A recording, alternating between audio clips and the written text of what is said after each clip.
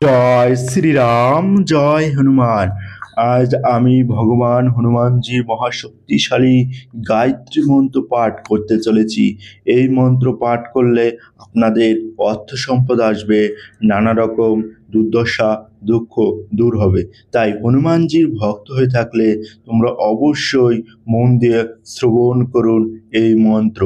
তাহলে আপনাদের জীবনে আর কোনো সমস্যা আসবে না। হনুমানজির এই মহাশক্তিশালী মন্ত্র পাঠ করলে নানা বিপদ দূর হবে।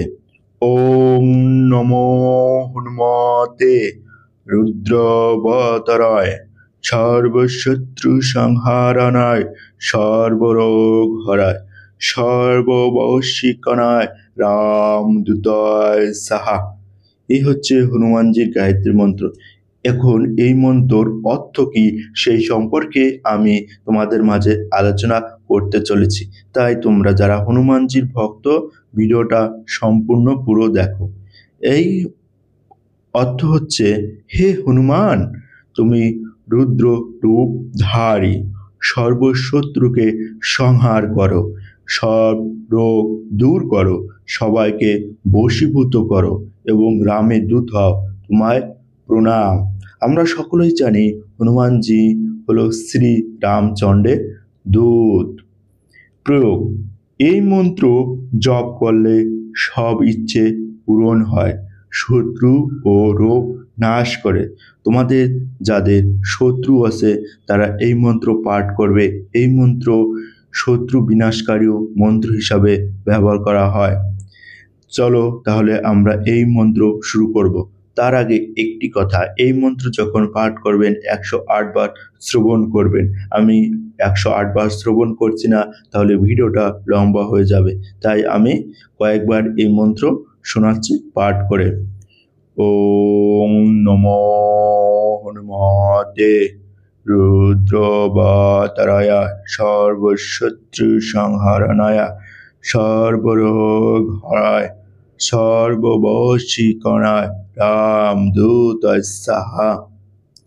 ওম নমো হনুমতে রুদ্রবতরায় সর্বশত্রু সংহারণায় সর্বরোগ হরায় সর্ববশীকরণায় রামদূতায় সাহা। ওম নমো হনুমতে রুদ্রবতরায় সর্বশত্রু সংহারণায় সর্বরোগ হরায় সর্ববশীকরণায় রামদূতায় সাহা। ওম নমো হনুমতে রুদ্রবতরায় সর্বশত্রু সংহারণায় সর্বরোগ হরায় সর্ববশীকরণায় রামদূতায় সাহা। ওম নমো হনুমতে রুদ্রবতরায় সর্বশত্রু সংহারণায় সর্বরোগ হরায় সর্ববশীকরণায় রামদূতায় সাহা। ওম নমো হনুমতে রুদ্রবতরায় সর্বশত্রু সংহারণায় সর্বরোগ হরায় সর্ববশীকরণায় রামদূতায় সাহা।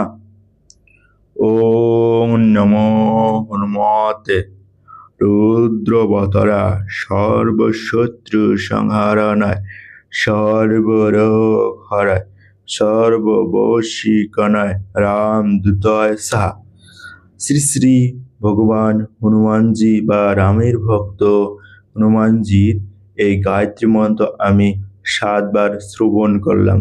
তোমরা 108 বার শ্রবণ করবে যখন করবে। আর এই মন্ত্র যখন পাঠ করবে তোমরা তোমাদের শুদ্ধ বস্ত্র পরিধান করবে। তার সাথে তোমরা হাত মুখ ভালো করে পরিষ্কার করে নিয়ে একটা আসন গ্রহণ করে এবং হনুমানজির একটা ছবি বা ফটো সামনে রেখে এই মন্ত্র পাঠ করবে।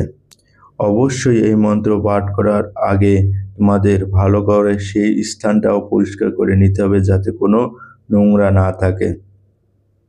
এই মন্ত্র তুমি সকালে বা সন্ধ্যায় যে কোনো সময় শ্রবণ করতে পারো। এই মন্ত্র পাঠ করলে আমাদের জীবনে শত্রু দূর হবে এবং আমাদের অর্থ সম্পদ আসবে এবং আমাদের শরীরে রোগ মুক্ত হবে।